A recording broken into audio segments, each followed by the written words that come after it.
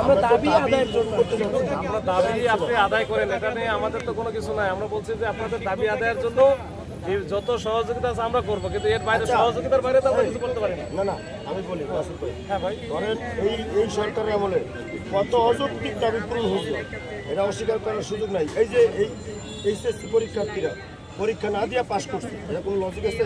না পাস করে তো ওরা তো গত বছর এইচএসসি পরীক্ষা না দিয়ে পাস করছে। না মামলা হয়ে ওই যে অবস্থা খারাপ। ওটা অটোপাস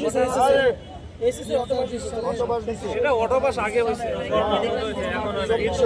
যারা যে আন্দোলন করতে আসছে অটোপাস নেওয়ার জন্য ওরা মার খেয়া ভূত হয়েছে, মামলা খাইছে, এখনো মামলা চলতেছে। আচ্ছা শুনেন, মাসুদ ভাই এখন ওনাদের শুনে আপনার দৃষ্টিকোণ কি হতে তাদের চেয়ে বেশি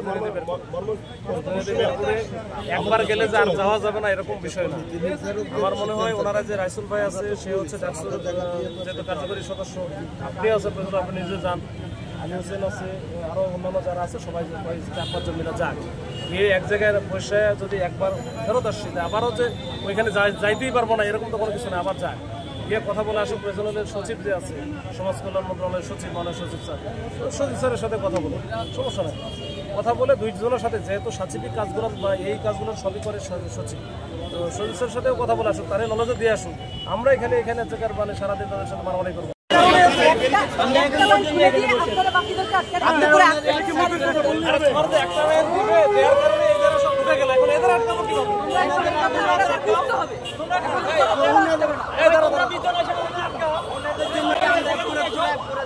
এখানে নিয়ে এসে দাও